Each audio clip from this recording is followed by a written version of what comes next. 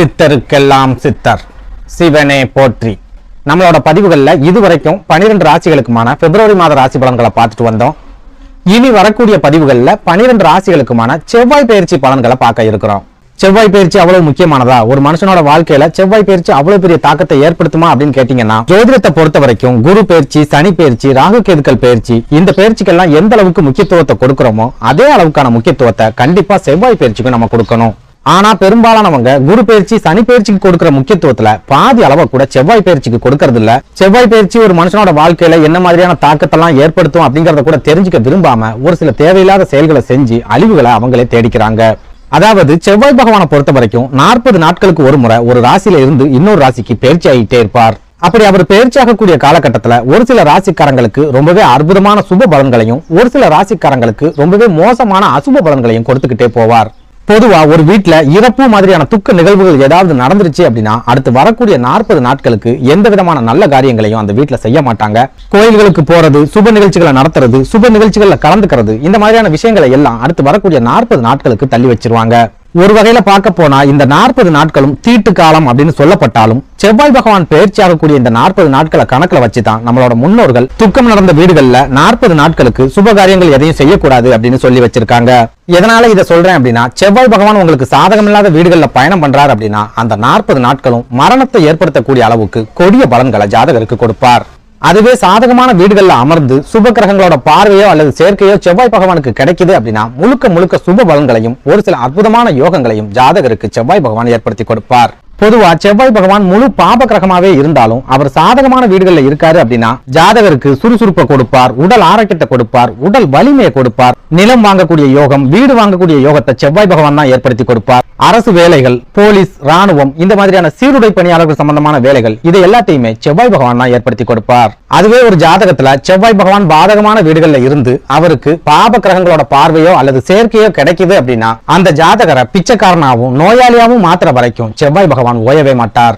அதாவது ஒரு ஜாதகத்துல செவ்வாய் பகவான் முழுமையா கெட்டு போயிட்டார் அப்படின்னா அந்த ஜாதகருக்கு பூர்வீக சொத்துக்கள் எதுவும் கிடைக்காது, நிலம் மனை வாங்கக்கூடிய யோகங்கள் அமையாது. ஒருவேளை பூர்வீக சொத்துக்கள் அவங்க பேர்ல இருந்தாலும் அந்த சொத்துக்களை வளர்க்கக்கூடிய வாய்ப்புகளை செவ்வாய் பகவான் ஏற்படுத்த மாட்டார். முழுமையா அழிக்கக்கூடிய வாய்ப்புகளை தான் செவ்வாய் பகவான் ஏற்படுத்தி கொடுப்பார். சகோதரர்களுக்குள்ள தொடர்ச்சியான பிரச்சனைகளை ஏற்படுத்துவார், சண்டை சச்சரவுகளை ஏற்படுத்துவார். தினம் தினம் ஏதாவது ஒரு வகையில உடல் ஆரோக்கிய பாதிப்புகளை கொடுப்பார், ரத்த காயங்களை ஏற்படுத்துவார், விபத்துக்களை ஏற்படுத்துவார். புற்றுநோய், ரத்த கொதிப்பு, எதிர்பாராத திடீர் மரணங்கள், இந்த மாதிரியான பெரிய அளவிலான பாதிப்புகளையும் செவ்வாய் பகவான் ஏற்படுத்துவார். இதனாலதான் நான் ஆரம்பத்திலேயே குரு பயிற்சிக்கும் சனி பயிற்சிக்கும் எந்த அளவுக்கு நம்ம முக்கியத்துவம் கொடுக்கிறோமோ அதே அளவுக்கான முக்கியத்துவத்தை செவ்வாய் பயிற்சிக்கும் கொடுக்கணும் அப்படின்னு சொல்லியிருந்தேன். குறிப்பா செவ்வாய் பகவான் தற்சமயம் நம்ம ராசிக்கு யோகங்களை கொடுப்பாரா அல்லது சோதனைகளை கொடுப்பாரா அப்படிங்கறத பத்தி தெரிஞ்சுக்கணும்.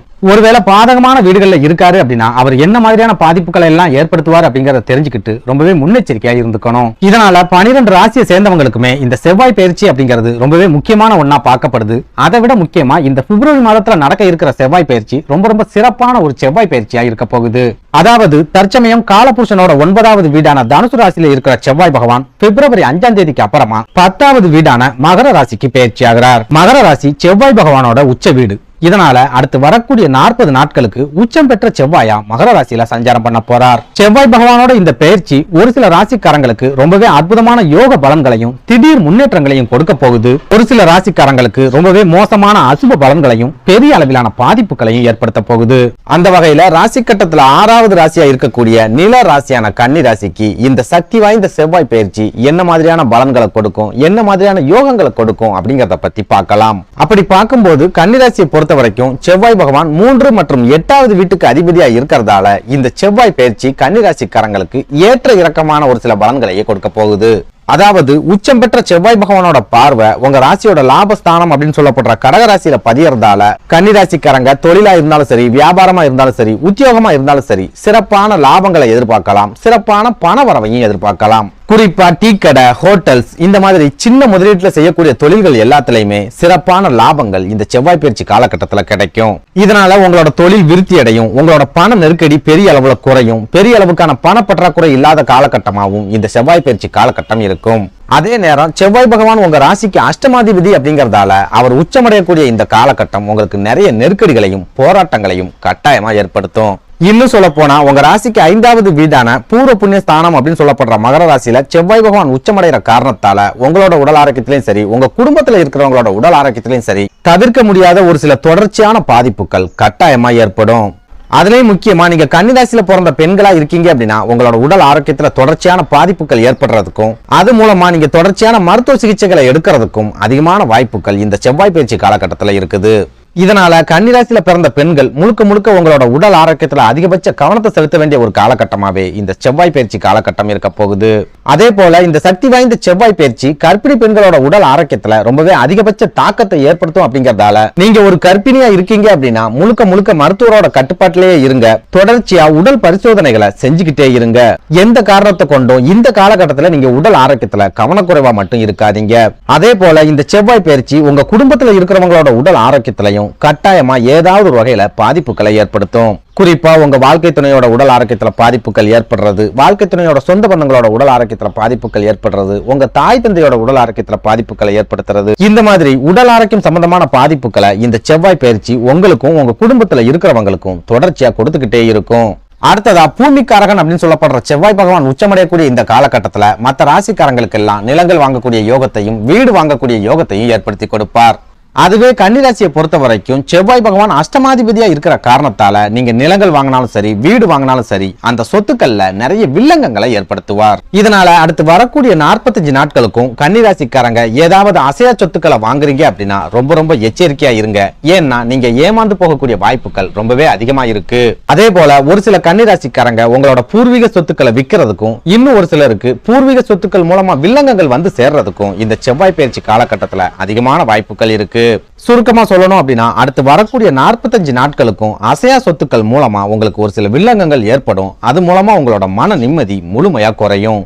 அடுத்ததா இந்த சக்தி வாய்ந்த செவ்வாய் பயிற்சி கன்னிராசிக்காரங்களுக்கு திருமண தடையை ஏற்படுத்தும். குடும்ப வாழ்க்கையிலையும் ஒரு சில சிக்கல்களை கட்டாயமா ஏற்படுத்தும். அதாவது இந்த செவ்வாய் பயிற்சி காலகட்டத்துல உங்க குடும்பத்துல சுபகாரியம் சம்பந்தமான ஏதாவது நிகழ்ச்சிகளை நடத்துறீங்க அப்படின்னா ரொம்ப பெரிய போராட்டங்களுக்கு அப்புறமா தான் அந்த நிகழ்ச்சிகளை உங்களால நடத்த முடியும். ஏன்னா அஷ்டமாதிபதி உச்சமடையக்கூடிய இந்த காலகட்டத்துல உங்களால எந்த சுபகாரியத்தையும் அவ்வளவு சுலபமா நடத்திட முடியாது. ஏதாவது ஒரு வகையில தடைகள் அப்படிங்கிறது தொடர்ச்சியா இருந்துகிட்டே இருக்கும். அடுத்ததா தொழில் சம்பந்தமாவோ அல்லது வியாபார சம்பந்தமாவோ சின்ன சின்ன பயணங்கள் போகக்கூடிய காலகட்டமா இந்த செவ்வாய் பயிற்சி காலகட்டம் இருக்க போகுது. ஆனா அந்த பயணங்கள்ல கன்னிராசிக்காரங்க ரொம்ப ரொம்ப எச்சரிக்கையாவும் கவனமாவும் இருந்துக்கோங்க. அதுலயும் முக்கியமா இரவு நேர வாகன பயணங்களை நீங்க முழுமையா தவிர்த்துடுங்க. வெளியூர்களுக்கோ அல்லது பழக்கம் இல்லாத ஊர்களுக்கோ போகும்போது வாகனங்களை இயக்கிறதையும் முழுமையா தவிர்த்துடுங்க. அடுத்ததா உங்களோட அஷ்டமாதிபதியா இருக்கக்கூடிய செவ்வாய் பகவான் உச்சமடையக்கூடிய இந்த காலகட்டத்துல சகோதரர்கள் மூலமாவும் சகோதரிகள் மூலமாவும் ஒரு சில வில்லங்கங்களை நீங்க சந்திக்க வேண்டியது வரலாம். குறிப்பா சொத்து சம்பந்தமான வில்லங்கங்கள் ஏற்படலாம், பணம் கொடுக்கல் வாங்கல் சம்பந்தமான வில்லங்கங்கள் ஏற்படலாம். போதாக்குறைக்கு சகோதரர்கள் மூலமா நீங்க ஒரு சில வம்பு வழக்குகளை சந்திக்கக்கூடிய காலகட்டமாகவும் இந்த செவ்வாய் பயிற்சி காலகட்டம் இருக்க போகுது.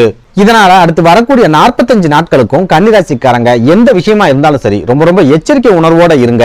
தம்பி தங்கைகள் கிட்ட தேவையில்லாத வாக்குவாதங்களை வளர்க்காதீங்க, பிரச்சனைகளை ஏற்படுத்தாதீங்க.